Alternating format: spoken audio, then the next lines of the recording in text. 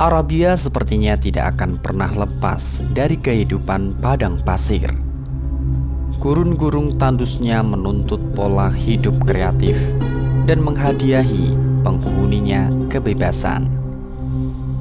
Menyediakan kesempatan menjelajah daerah seluas-luasnya untuk pengembaraan dan penggembalaan mereka. Dengan gaya hidup inilah akhirnya bangkit semangat juang yang tinggi. Jika musim kemarau datang, itu berarti mereka harus segera menyingsingkan lengan baju, membongkar tenda-tenda, menanggalkan kehidupan hari kemarin dan menatap hari esok dengan pasti. Udaranya yang murni menjanjikan kesehatan bagi jiwa.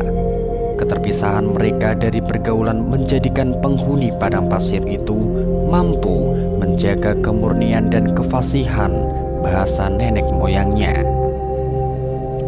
Barangkali itulah kelebihan orang-orang pedalaman yang hidup berpindah-pindah dibandingkan orang perkotaan. Dimanapun berada, kehidupan kota selalu saja menyisakan dilema yang tak terhindarkan. Kehadiran para pendatang dari daerah lain secara perlahan pasti mempengaruhi budaya dan gaya hidup penduduk aslinya. Persaingan dalam mencari nafkah juga kian meningkatkan ketidakpedulian mereka terhadap orang lain. Kepalsuan dan kecurangan dari waktu ke waktu kian mengonggok di balik gerbang-gerbang kokohnya. Pesta pora dan kemalasan telah membusuk menghiasi jantung-jantung kota. Mekah sebagai salah satu kota yang berdiri di antara gundukan-gundukan bukit dan hamparan padang pasir juga tak luput dari berbagai kebobrokan itu. Untuk itulah, masyarakat Arabia termasuk Mekah selalu menjaga hubungan baik mereka dengan suku-suku pedesaan. Suku-suku pedesaan inilah yang dianggap mampu mengawal kelestarian budaya nenek moyang mereka, termasuk kefasihan dalam bertutur kata dan semangat juang dalam mempertahankan hidupnya. Karena itulah, saat itu di Arabia terlaku kebiasaan mengirimkan anak-anak mereka yang baru lahir ke pedesaan sampai mereka siap untuk disapih. Kebiasaan ini hampir dilakukan oleh setiap klan yang telah hidup menetap, tak terkecuali Mekah. Semua ini dilakukan agar anak-anak mereka dapat menghirup udara segar yang menyehatkan badan. Kebebasan menjalani hidup yang bermanfaat bagi jiwa dan kefasihan bertutur kata bagi lisan. Melihat kenyataan seperti ini, masyarakat pedesaan menyambutnya dengan baik. Mereka berlomba-lomba untuk memberikan pelayaran yang terbaik. Meskipun begitu, penduduk pedesaan mempunyai prinsip yang sangat kuat. Bagi mereka, menyusui anak-anak dengan harapan untuk mendapatkan upah secara kontan merupakan pekerjaan yang sangat hina. Berangkat dari budaya inilah, akhirnya mereka justru mempunyai jangkauan yang lebih jauh tentang pekerjaan mengasuh anak-anak ini. Kondisi mereka yang selalu bertetangga dengan kemelaratan serta cuaca yang seringkali mengempaskan ke dalam jebakan kemarau berkepanjangan membuat penduduk pedesaan berpikir jauh ke depan. Jasa yang mereka berikan membukakan satu kesempatan untuk saling tukar manfaat di antara kedua belah. Orang-orang perkotaan ingin mendapatkan pendidikan yang layak bagi anak-anaknya, sementara penduduk pedesaan mengharapkan akan ada yang sudi mengulurkan bantuan ketika mereka tengah didera kesulitan karena tuntutan alam. Kalaupun tidak mengalami kesulitan, mereka berharap di hari tua nanti anak-anak asuhnya akan tahu diri dan berkenan membalas jasanya. Merawat hari tuanya ataupun mengakui saudara sesuannya sebagai saudara sendiri. Dari sinilah akhirnya hubungan tersebut senantiasa terjalin dari waktu ke waktu. Dari sekian banyak suku pedesaan, yang paling terkenal adalah Bani Sa'di bin Bakri, suku Hawazin terpencil yang tinggal di sebelah tenggara Mekah. Seperti biasa, pada bulan-bulan tertentu, beberapa orang dari suku Sa'di akan datang ke Mekah untuk menawarkan jasanya. Di tahun kelahiran baginda Nabi Muhammad SAW, konon di perkampungan Bani Sa'di tengah dilanda kemarau panjang. Kekeringan telah menjemput kehidupan penduduk terpencil itu hingga banyak hewan ternak yang kurus dan tak mampu menghasilkan susu. Keadaan ini sungguh menyulitkan mereka untuk memenuhi kebutuhan hidup sehari-hari, terutama keluarga miskin seperti Halimah As-Sa'diyah. Tahun itu, Halimah ikut rombongan pergi ke Mekah untuk menawarkan jasa mengasuh anak. Dengan membawa perbekalan seadanya, ia berangkat dengan ditemani suami dan anaknya yang masih terlalu kecil untuk ditinggal sendirian. Sepanjang perjalanan anaknya selalu menangis. Halimah dan suaminya tak bisa berbuat banyak. Air susunya telah mengering sementara unta tua yang dibawanya juga tidak mampu menghasilkan susu untuk diperah. Perjalanan jauh itu tetap ditempuhnya meskipun sepanjang jalan harus menahan perih mendengar tangisan putranya, terseok-seok dan tertinggal jauh dari rombongan. Sesampainya di Mekah, rombongan itu segera menyebar untuk mencari orang-orang yang membutuhkan jasa untuk menyusukan anaknya pada mereka. Sementara mereka mencari Aminah, tengah menunggu dan berharap agar ada salah satu di antara mereka yang sudi merawat putranya. Beberapa perempuan telah melintas dan mampir ke rumahnya. Namun, tiap kali Aminah menawarkan putranya untuk diasuh, maka sebanyak itu pula beliau mendapatkan penolakan dari wanita-wanita itu. Semua menolak karena putranya terlahir dalam keadaan yatim. Itu berarti, menurut wanita-wanita itu, mereka tidak akan mendapatkan balasan jasa dari orang tuanya di kemudian hari. Memang beberapa tahun lalu, Abdul Muthalib selaku kakek terkenal kaya, sayang ketika baginda Nabi lahir, keluarga beliau telah mengalami kemunduran besar dalam perdagangan. Pantas saja, rombongan itu selalu menolak untuk merawat putra Aminah. Tidak berselang lama, semua telah mendapatkan bayi-bayi untuk diasuhnya. Kini tinggal Halimah yang masih belum juga mendapatkan bayi untuk diasuhnya.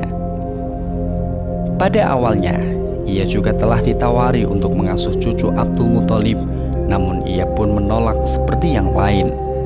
Setelah beberapa saat berada di Mekah, rombongan itu memutuskan untuk segera kembali ke perkampungan mereka. Mendengar hal ini, Halimah berpikir ulang. Bagaimanapun juga, ia tidak mungkin kembali dengan tangan hampa. Mekah tinggal menyisakan si kecil yatim yang tak mendapatkan pengasuh dan seorang termiskin yang tak mendapatkan titipan anak untuk diasuh. Akhirnya, ia berkata kepada Haris, suaminya, "Demi Allah, aku tidak akan kembali sebelum mendapatkan anak untuk aku susui. Aku akan mengambil anak yatim itu." "Lakukanlah, siapa tahu dengan mengambilnya engkau akan mendapatkan berkah," jawab suaminya. Halimah kembali mengetuk pintu rumah Aminah. Ketukan yang telah ditunggu-tunggu Aminah akhirnya datang juga. Menantu Abdul Muthalib segera menghambur menyambut kedatangan Halimah. Keduanya kemudian membicarakan kesepakatan seputar pengasuhan baginda Nabi Muhammad. Sesuai adat yang berlaku, putra Aminah akan diasuh selama 2 tahun di perkampungan Bani Sa'di. Sebelum Nabi Muhammad SAW mendapatkan susuan dari salah satu wanita dari kabilah Sa'di ini, beliau telah mendapatkan susuan dari Suhaibah. seorang budak perempuan milik Abu Lahab. Paman Nabi yang bernama Hamzah dan Abu Salamah bin Abdi As-Sa'ad juga pernah menyusu pada budak Abu Lahab ini. Sementara itu, Thuwaibah sendiri juga mempunyai seorang anak yang bernama Masruh. Dengan begitu, Nabi Muhammad dari budak ini mempunyai 3 saudara susuan, yaitu Hamzah, Abu Salamah bin Abdi Al-As'ad, dan Masruh. Karena telah ditunggu rombongan, Halimah segera memohon diri, dan sebelum pamit ia terlebih dahulu mencoba menyusui putra Aminah. Dan peristiwa ini sempat ia tuturkan beberapa tahun kemudian. Tak lama setelah ku dekap ia di dadaku. Tiba-tiba payudaraku penuh air susu. Ia dan anakku meminumnya sampai kenyang. Kemudian mereka berdua tertidur pulas. Ketika kami keluar rumah dan suamiku mendekati unta betina kami, dia terperanjat ketika mendapati ambing susu unta nampak berisi. Ia kemudian memerah susunya untuk kami minum hingga puas. Itu adalah malam terindah di hari pertama bersama Nabi Muhammad. Suamiku berkata, Demi Tuhan, engkau telah mengambil anak yang diberkahi Tuhan. begitulah yang kuharapkan, jawabku. Selanjutnya kami segera kembali ke kampung halaman. Ku naiki kembali keledai kurusku sambil menggendong anak itu. Namun entah kenapa, keledaiku berjalan dengan begitu cepatnya dan dapat menyalip rombongan yang lain. Tak seekor pun dari keledai mereka yang menyamai langkahnya. Karena kami terus melaju ke depan, salah satu rombongan merasa kagum dan berkata padaku, "Hebat sekali kalian. Tunggulah kami. Bukankah ini adalah keledai yang kemarin kalian tunggang itu?" "Tentu saja, ini memang keledai yang sama," kataku. "Suatu mukjizat telah datang padanya." Begitulah komentar mereka. Ketika sampai kampung halamannya yang gersang, Halimah dikejutkan oleh kambing-kambingnya yang terlihat gemuk-gemuk. Ambing susu kambing-kambingnya juga nampak berisi, penuh dengan susu. Kampung yang ia tempati adalah daerah paling gersang dibanding tempat-tempat lain. Tapi kenapa semua itu bisa terjadi? Halimah hanya bisa menatap bayi mungil yang ia bawa jauh-jauh dari Mekah. Hatinya kini kian mantap untuk merawat anak itu. Dia yakin semua keanehan yang dijumpainya pasti tak lepas dari putra Aminah. Hari selanjutnya menjadi hari-hari paling bertuah dalam sejarah hidup keluarga Halimah. Kampungnya memang masih didera kemarau panjang, namun kambing-kambing miliknya tidak pernah kekurangan makan. Halimah sendiri tidak pernah tahu dari mana kambing-kambing itu mendapatkan rumput di tengah kemarau yang terik. Hal ini membuat beberapa tetangganya memerintahkan para penggembalanya untuk menggembalakan kambing-kambing mereka di tempat yang digunakan untuk menggembalakan kambing Halimah. Tetapi usaha itu sia-sia. Kambing-kambing mereka tetap kurus dan tak dapat menghasilkan susu.